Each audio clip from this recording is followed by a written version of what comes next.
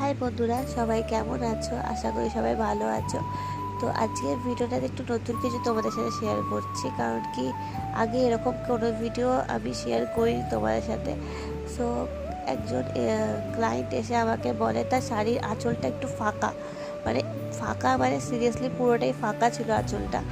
তো ওনার শাড়িতে যেরকম ডিজাইন করা ছিল, তো ওই ডিজাইন মধ্যে কিছু একটা ডিজাইন করে দিতে বলেছিল, পুরো ডিজাইনটাই আমাদের উপর ছেড়ে দিয়েছিল। সো কলকা ভেবেছিলাম করবো, বাট কলকাটা এটার সাথে মানাবে না বলে একটু নিউ স্টাইলের কিছু আর্ট আমি ডিজাইন করেছি। সো তোমরা দেখো, দেখে বলো কেমন হয়েছে, কমেন্টে জানিও।